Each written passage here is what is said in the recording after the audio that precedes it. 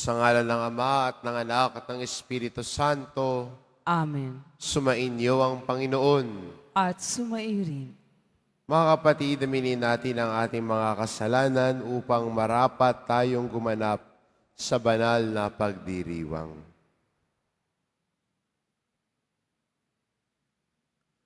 Inaamin ko Sa makapangyarihang Diyos at sa inyo mga kapatid, na lubha akong nagkasala sa isip, sa salita at sa gawa at sa aking pagkukulang.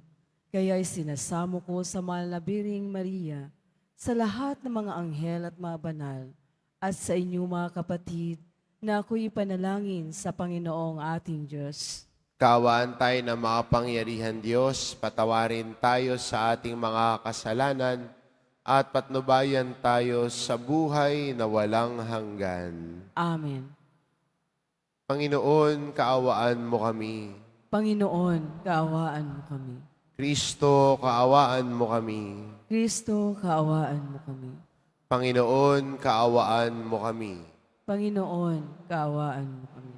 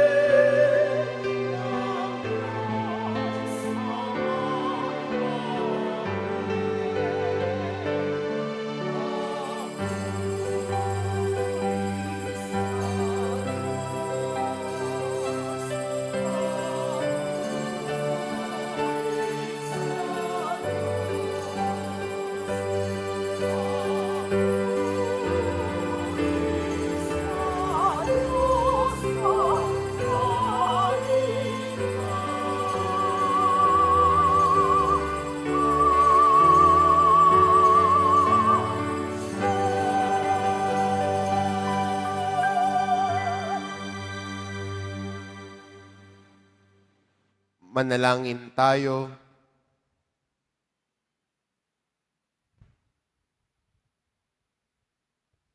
Ama naming makapangyarihan, sa pagganap sa Pasko ng pagkabuhay, ikaw ay nakikipagtipan sa sangkatauhan.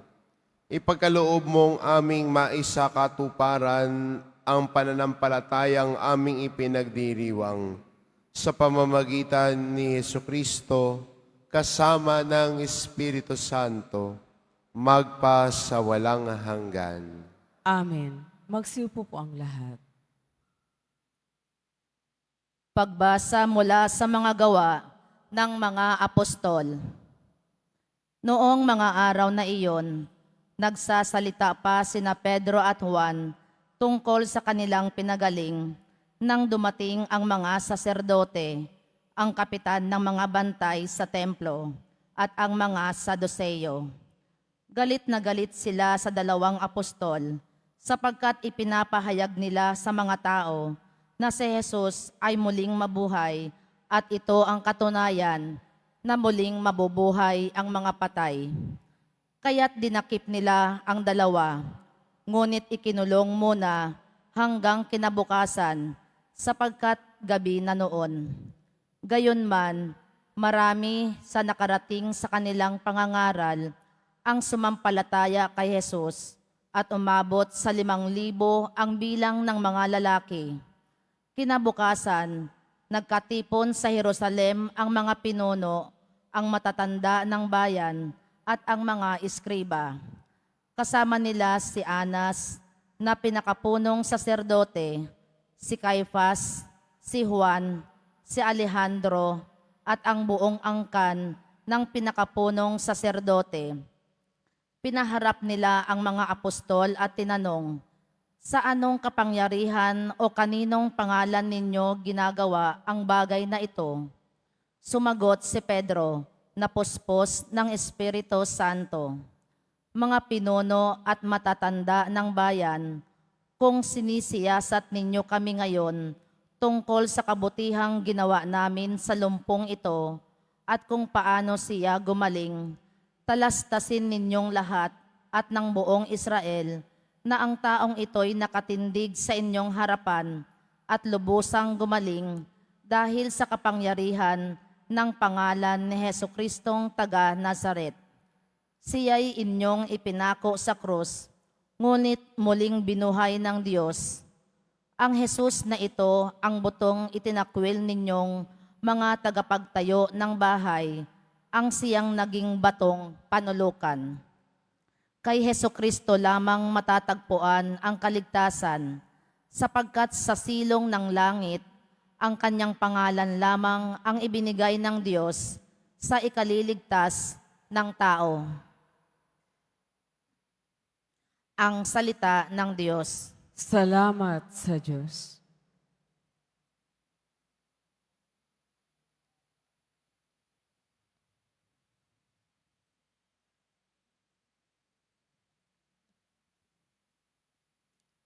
Batong dati tinanggihan, siya pang naging saligan. Batong dating tinanggihay, siya pang naging saligan. O pasalamatan ang Panginoong Diyos, pagkat siya'y mabuti. Ang kanyang pag-ibig ay napakatatag at mananatili. Ang taga-Israel, baya't sabihin kanilang ihayag, ang pag-ibig ng Diyos ay hindi kukupas. Lahat ng may takot sa Panginoong Diyos dapat magpahayag.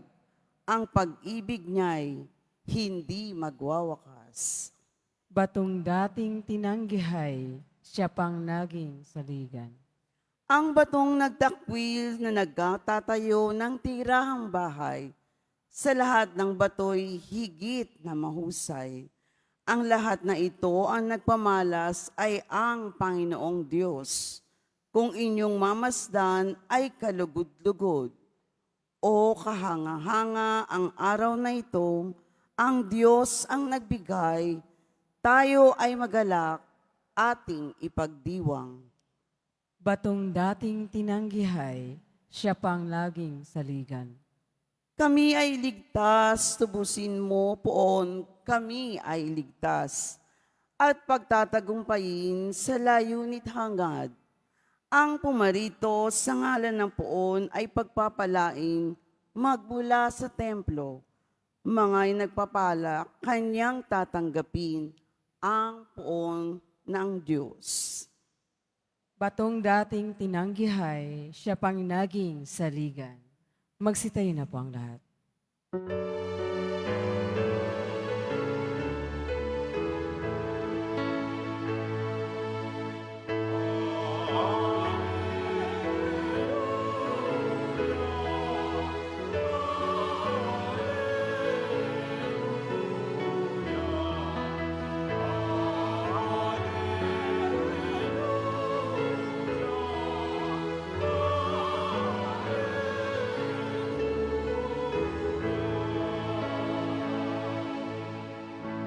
Araw ngayong gawa ng Diyos, magdiwang tayo ng lubos, purihin ang manunubos.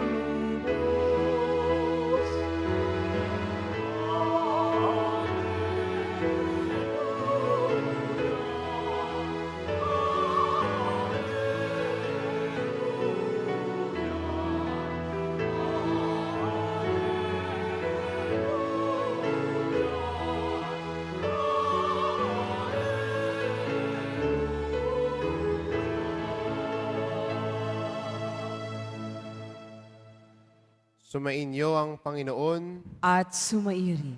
ang mabuting balita ng Panginoon ayon kay San Juan. Papuri sa iyo, Panginoon. Noong panong iyon, muling nagpakita si Jesus sa mga alagad sa tabi ng lawa ng Tiberias. Ganito ang pangyayari. Magkakasama Simon Pedro, Tomas na tinaguri ang kambal, Natanael na taga-Kana, Galilea at mga anak ni Zebedeo at 2 alagad.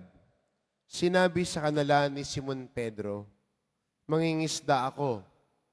"Sasama kami," wika nila. Umalis sila at lumulan sa bangka, subalit walang nahuli ng gabing iyon.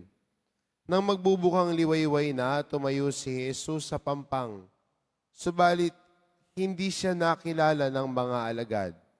Sinabi niya, "Mga anak, meron ba kayong huli?" "Wala po," tugon nila. "Ihulog ninyo ang lambat sa gawing kanan ng bangka at makahuhuli kayo." Sabi ni Jesus. Inihulog nga nila ang lambat at hindi nila ito mahila sa dami ng huli.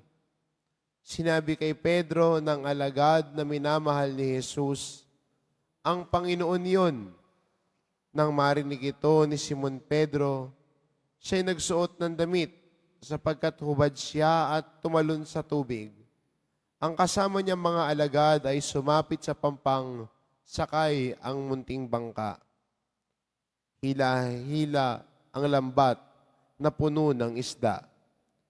Hindi sila gaanong kalayuan sa pampang, mga 90 metro lamang. Pag-ahon nila sa pampang, ay nakakita sila roon ng mga baga na may isdang nakaihaw at ilang tinapay. "Magdala kayo rito ng ilang isdang nahuli ninyo," sabi ni Jesus. Kaya't sumampa sa bangka si Simon Pedro at hinila sa pampang ang lambat na puno ng malalaking isda. 153 lahat. Hindi napunit ang lambat kahit gaano karami ang isda. "Halika kayo at mag-almusal tayo," sabi ni Jesus. Isa man sa mga alagad ay walang nangahas magtanong sa kanya kung sino siya, sapagkat alam nila na siya ang Panginoon. Lumapit si Jesus, kinuha ang tinapay at ibinigay sa kanila. Gayon din ang isda. Ito ang ikatlong pagpapakita ni Jesus sa mga alagad, pagkatapos na siya'y muling mabuhay. ang mabuting balita ng Panginoon. Pinupuri ka namin, Panginoong Kristo. Magsiupo po ang lahat.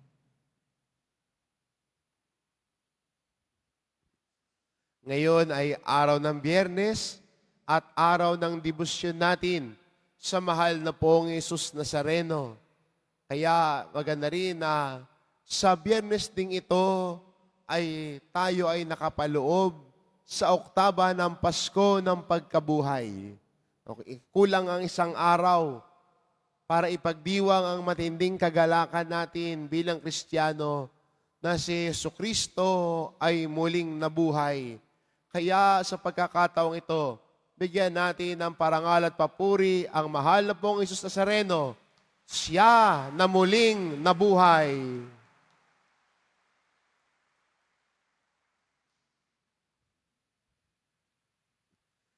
Maganda mapansin sa Ebanghelyo natin, paano nila nakilala si Jesus? Paano nakilala ni Juan na si Jesus yun na sa dulo ng pampang? Kung babalikan natin, paano tinawag sina Pedro, sina Juan? Nangisda sila, wala silang huli. At sinabi ni Jesus sa kanila, ihulog ninyo ang lambat sa gawing kanan. At nung inahon nila, pagkatapos ng buong gabing walang mahuli, halos mapunit ang lambat nila sa dami ng nahuling isda. Sa Ebanghelyo din natin, pagkatapos ng muling pagkabuhay ni Jesus, nangisda sila. Wala rin silang huli. At nung may sumigaw sa kanila, sa may dulo ng pampang at hindi nila nakikilala, sinabihan sila, ihulog ninyong lambat sa gawing kanan. At yun nga ang ginawa nila. At bilang dumaan, dami nilang nahuling isda. Hindi man napunit, halos mapunit na sa dami ng isda. Kaya sabi ni Juan, ang Panginoon yun. Marahil naalala niya yung pagkakataon na yun. Marahil pamilyar sa kanya ang gawain at galaw ng Panginoon. Kaya, nung nangyari yun sa kanila, alam niya sinong may gawa nun. Naalala niya, tumimo sa puso niya. Minsan din, no, sa buhay natin bilang Kristiyano, mabilis tayo makalimot. Mabilis tayo makalimot sa kabutihan ng Diyos. Mabilis tayo makalimot kung paano tayo ginabayan ng Diyos. Mabilis tayo makalimot sa mga panahon na walang-wala tayo. Pero nung dumating ang Panginoon para tulungan tayo, higit pa sa inaasahan natin ang dumating. Pero pag nagkakaproblema tayo, ang bilis nating makalimot. Iniisip natin, mag-isa lang ba ako? Kaya ko ba to? Nawawalan tuloy tayo ng pag-asa. Pero maganda rin, no, para sa paglalakbay natin bilang Kristiyano, na wag sana tayong makalimot. Wag makalimot sa kabutihan ng Diyos. Wag makalimot sa paggabay ng Diyos sa buhay natin. At higit sa lahat, sana wag nating malimutan na ang Diyos ay muling nabuhay. Siya ay buhay. Siya ay kasama natin. Siya ay kalakbay natin. At kung yun ang naalala natin, yun ang pinaguhugutan ng pag-asa natin. Dahil ang pinaguhugutan ng pag-asa natin bilang Kristiyano ay ang Panginoon na muling nabuhay. Siya na nagtagumpay laban sa kasalanan at kamatayan. Siya din ang umaakay sa atin tungo sa kaganapan ng buhay. Kaya sa mga laban natin sa buhay, handa siyang manalo para sa atin. Handa niyang tulungan tayo. Handa siya na gabayan tayo. Pero, kailangan din, kumilos din tayo. Kailangan gumalaw din tayo. Kailangan nag-e-effort din tayo. Nung sinabi ni Jesus, ihulog ninyo ang lambat sa gawing kanan, may ginawa sila eh. Hinulog nila yung lambat. At nung pagkatapos sila ihulog yung lambat, hinila nila. Hindi naman ho yan, may nahulog lang ng isda sa may bangka nila at napuno. Hindi naman ho ganun. It required their participation so that the miracles of Christ may be seen in our lives. Kailangan din minsan gumalaw tayo. Kailangan din minsan umaksyon din tayo. Ang paglago ng pag-asa sa buhay natin, it requires our participation. Makiisa, makilahok sa grasya ng Diyos sa iyong buhay. Kaya magandang paalala sa atin ito, no? Sa paglalakbay natin, sa pagpasok natin, sa panahong ito ng Pasko, ng muling pagkabuhay ng Panginoong Hesus. Sana wag tayong makalimot. Huwag makalimot sa kabutihan niya. Huwag makalimot sa mga pagkakataon na ginabayan ka niya.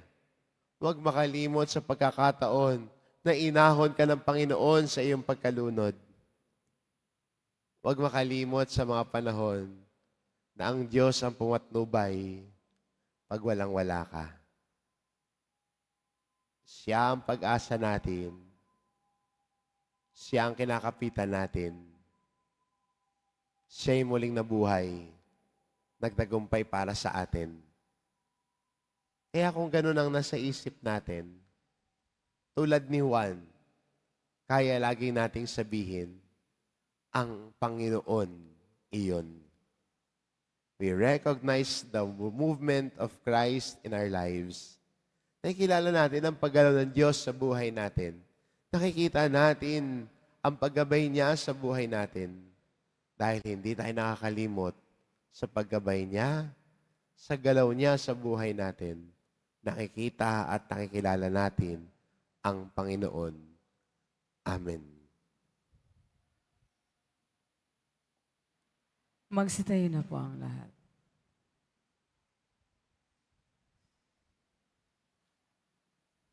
Minamahal ko mga kapatid na nanatili sa ating piling ang Panginoong Jesucristo upang patnubayan ang gawain ng kanyang simbahan at upang samahan tayo sa pangarap sa lahat ng mga paghihirap at pagsubok. Tumawag tayo sa Kanya ng may ganap na tiwala at sabihin natin, Panginoong muling nabuhay, pagpanibaguhin mo ang aming pananampalataya. Panginoong muling nabuhay, pagpanibaguhin mo ang aming pananampalataya. Ang buong simbahan naway pagpanibaguhin ng biyaya ng Pasko ng muling pagkabuhay. Manalangin tayo. Panginoong muling nabuhay, pagpanibaguhin mo ang aming pananampalataya. Sa lahat ng tao sa mundo, naway maibigay ang kapayapaang ibinigay ng Panginoong muling nabuhay sa kanyang mga apostol. Manalangin tayo. Panginoong muling nabuhay, pagpanibaguhin mo ang aming pananampalataya. Ang mga nangangailangan, naway tulungan natin at bigyan sila na makapawi ng pagkagutom ng kanilang katawan at kaluluwa. Manalangin tayo.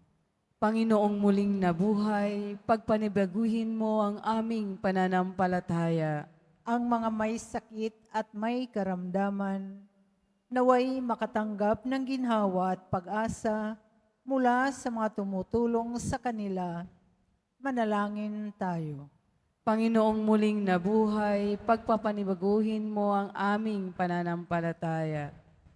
Ang ating namayapang Santo Papa Francisco, naway makamtan ang walang hanggang kaligtasan at tumanggap ng makalangit na gantimpala.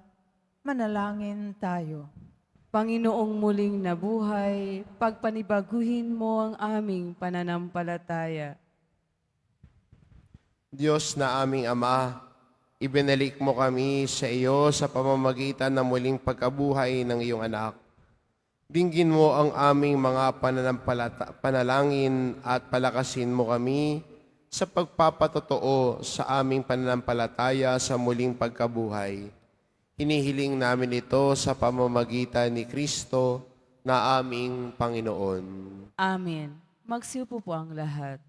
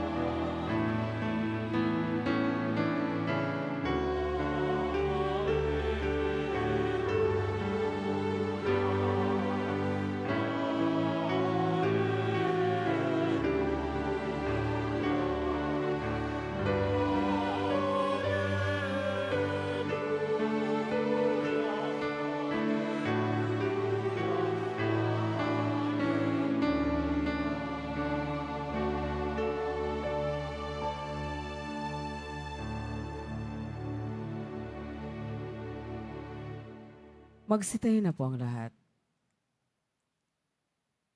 Manalangin kayo mga kapatid, upang ang paghahain natin ay kalugdan ng Diyos amang makapangyarihan.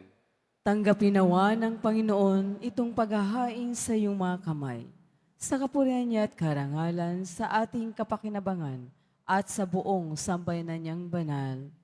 Ama naming lumikha, lubusin mo ang ginaganap na pagpapalitan ng mga kaloob mo at ng aming mga alay, upang ang aming mga kinahihiligang bagay ay mapalitan ng pagnanais sa iyong mga bigay, sa pamamagitan ni Hesukristo, kasama ng Espiritu Santo, magpa sa walang hanggan. Amen. Sumainyo ang Panginoon. At sumairin, Itaas sa Diyos ang inyong puso at diwa. itinaas na namin sa Panginoon. Pasalamatan natin ang Panginoong ating Diyos. Marapat na siya ay pasalamatan.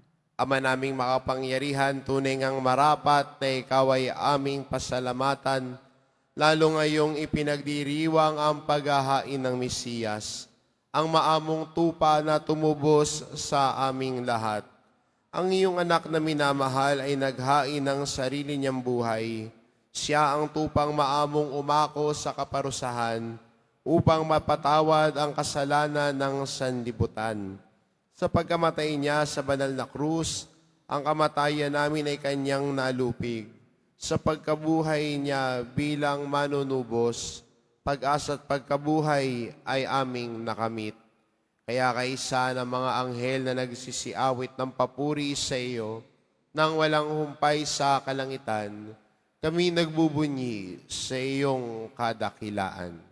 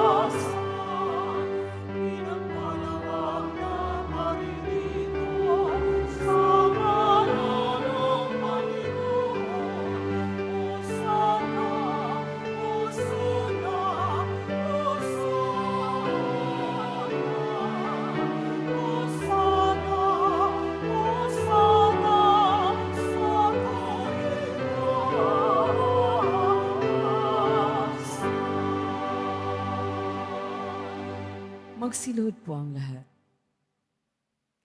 Ama naming banal, ikaw ang bukal ng tanang kabanalan, kaya't sa pamamagitan ng iyong Espiritu, gawin mong banalang kaloob na ito upang para sa aming maging katawan at dugo ng aming Panginoong Hesukristo.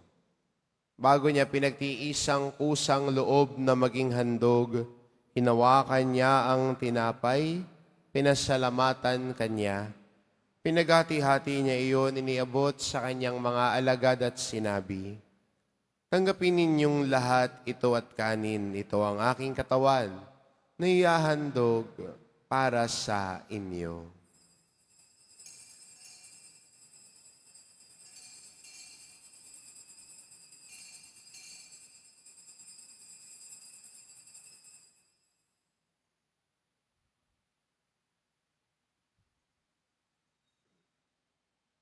Gayon din naman na matapos ang hapunan, hinawakan niya ang kalis, muli kanyang pinasalamatan.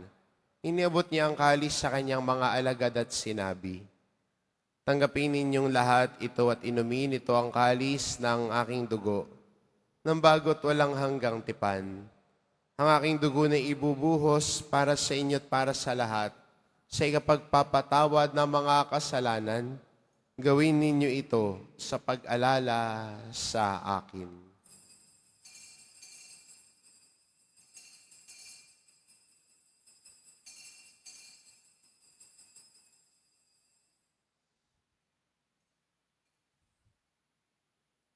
Magsitayo na po ang lahat. Ipagbunyi natin ang misteryo ng pananampalataya. Si Kristo'y namatay, si Kristo'y nabuhay, si Kristo'y babalik sa wakas ng panahon. Ama, ginagawa namin ngayon ang pag-alala sa pagkamatay at muling pagkabuhay ng iyong anak, kaya't inaalay namin sa iyong tinapay na nagbibigay buhay at ang kalis na nagkakaloob ng kaligtasan. Kaming nagpapasalamat dahil kami iyong minarapat na tumayo sa harap mo para maglingkod sa iyo. Sinasamo namin kaming magsasalo-salo sa katawan at dugo ni Kristo ay mabuklod sa pagkakaisa sa pamamagitan ng Espiritu Santo. Ama, lingapin mo ang iyong simbahang laganap sa buong daigdig. Puspusin mo kami sa pag-ibig kaisa ni Francisco na aming Papa. Puspusin mo kami sa pag-ibig kaisa ni Jose na aming Obispo at ng Tanang Kaparian. Alalahanin mo si Francisco na tinawag mo mula sa daigdig na ito nung siya'y binyagan sa inakaisa ni Kristo sa pagkamatay. Ngayon siya'y pumanaw, naway makaisa siya ni Kristo sa pagkabuhay. Alalahanin mo rin ang mga kapatid naming nahimlay na may pag-asang sila'y muling mabubuhay. Gayon din ang lahat ng mga pumanaw. Kaawaan mo sila at patuloyin sa iyong kaliwanagan. Kaawaan mo at pagintapatin kaming lahat na makasalo sa iyong buhay na walang wakas.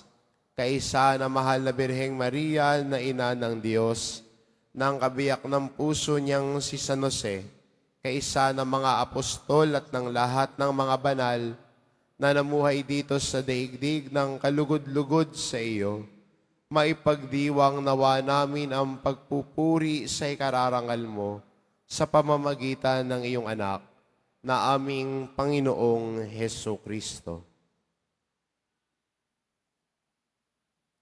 Sa pamamagitan ni Kristo, kasama niya at sa Kanya, ang lahat ng parangal at papuri ay sa iyo, Diyos amang makapangyarihan, kasama ng Espiritu Santo, magpa sa walang hanggan.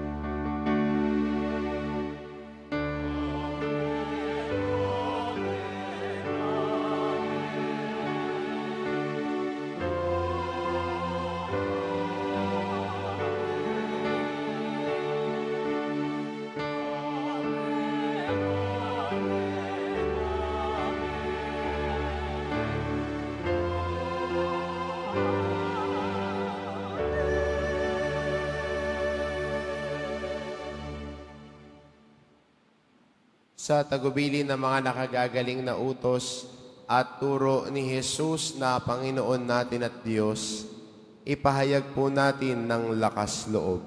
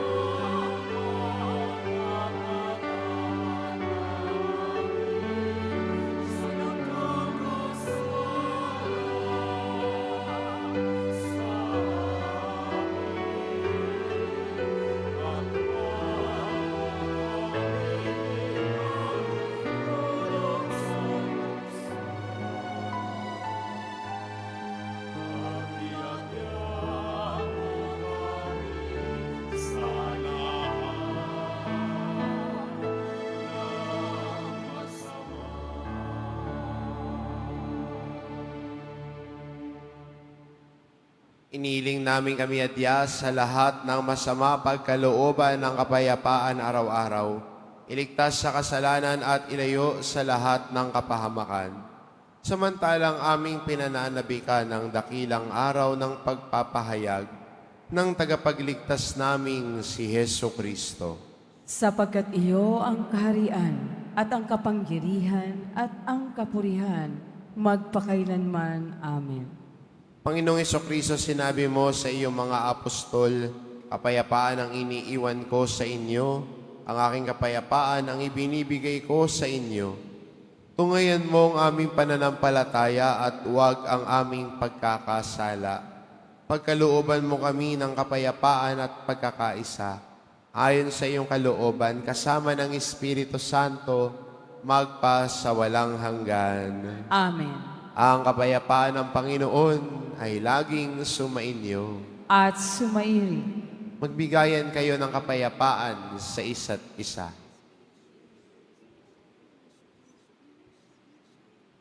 Kordero ng Diyos na nag-aalis ng mga kasalanan ng sanlibutan, maawa ka sa amin. Kordero ng Diyos na nag-aalis ng mga kasalanan ng sanlibutan, maawa ka sa amin. Kordero ng Diyos na nag-aalis ng mga kasalanan ng sanlibutan, ipagkaloob mo sa amin ang kapayapaan. Magsiluhod po ang lahat.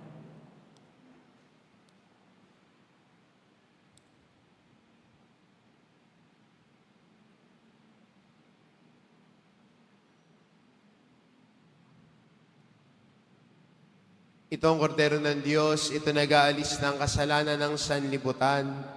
Mapalad ang mga inaanyayahan sa kanyang piging. Panginoon, hindi ako karapat-dapat na magpatuloy sa iyo, ngunit sa isang salita mo lamang ay gagaling na ako.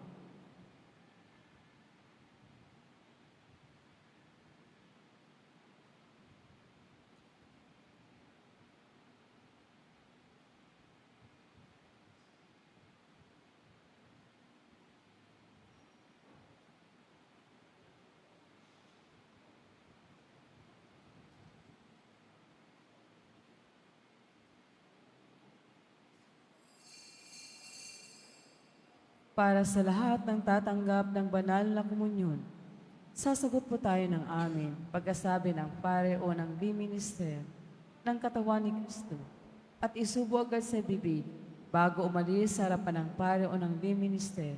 Sumunod po tayo.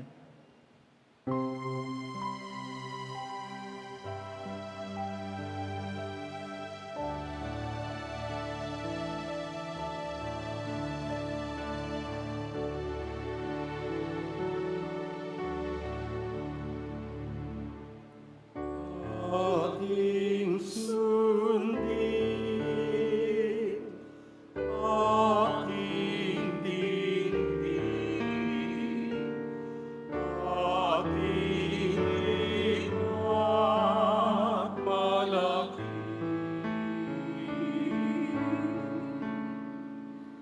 Na si Jesus ay ating Diyos.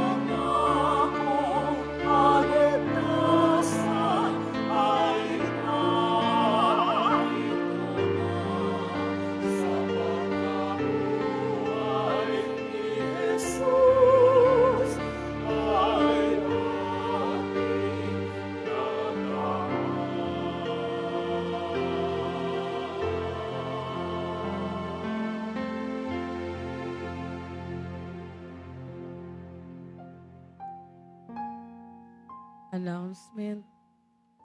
Mga kadiboto, mabibili pa rin po sa ating parish office ang Nazareno images, Nazareno medallion, at ang Nazareno novena and prayer booklet in English or Tagalog.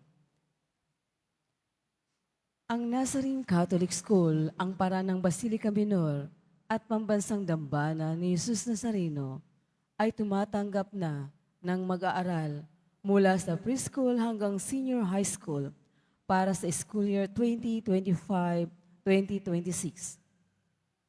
Sa mga mag-aaral na papasok para sa grade 1 at grade 7, ang paaralan po ay magbibigay ng libreng mga libro sa darating na pasukan. Mayroon din pong academic discount sa mag-aaral na kabilang sa top 10 na papasok sa grade 1 at grade 7. May matatanggap na 13,000 AEC subsidy ang mga grade 7 na patuloy na matatanggap hanggang sa sila ay makarating ng grade 10. Bukod pa po dito, ang lahat ng mag-aaral na papasok bilang grade 11 mula sa public school ay maaari pong mag-enroll ng libre at wala nang babayaran hanggang sa siya ay matapos ng senior high school.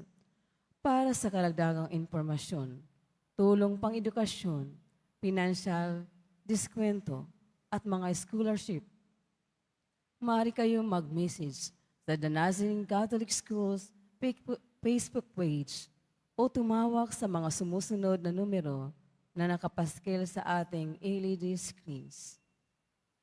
Mga paalaala sa mga nagsisimba, pagkatapos ng misa, ang pagwiwisik po ng banal na tubig ay magaganap sa labas ng ating simbahan. Pinakikiusapan ng lahat na ang tanging labasan o exit ay nasa Quezon Boulevard at sa Plaza San Juan lamang. Iwasan po natin ang magtulakan. Sumunod po tayo. Maraming salamat po sa iyong pagdalaw at pagsisimba sa Basilica Minor at pambansang dambana ni Jesus Nazareno. Magsilhod po ang lahat at atin pong dasalin ang panalangin ng Poong Jesus Nazareno. Mahal na Poong Jesus Nazareno, banal ang iyong pangalan, dinadakila at pinasasalamatan ka namin. Nagpapakababa ka at sumunod sa kalooban ng Ama. Pinasan mo ang krus at nag-alay ng buhay para sa aming kaligtasan. Tanggapin mo ang aming dasal at sakripisyo. Itulot mo na kaming sumasamo ng buong katapatan at pagmamahal, magbahagi ng mabuting balita, magsisi at itakwil ang kasalanan at masama, at maghatid ng awa at kapayapaan sa aming kapwa. Ipinagkakatiwala namin sa iyo ang lahat-lahat sa amin. Ipinapanalangin namin ang mga nangangailangan ng iyong tulong. Ipinapaubaya namin sa iyo ang aming mga kahilingan.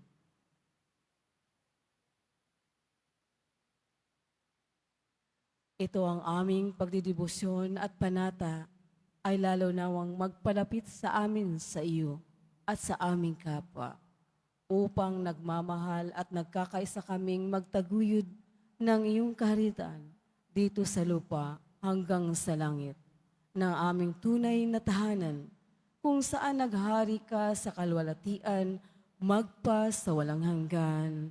Amen. Magsitayo na po ang lahat.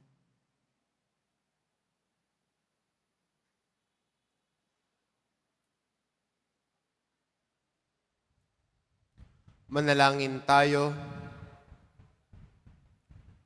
Ama naming mapagmahal, ipagpatuloy mo ang iyong matapat na pagsubaybay sa iyong mga dinudulutan ng kaligtasan upang ang mga ipinagpapakasakit na sagipin ng iyong anak ay makinabang sa pagkabuhay niyang nagbibigay galak sa pamamagitan ni Jesucristo kasama ng Espiritu Santo magpa sa walang hanggan. Amen.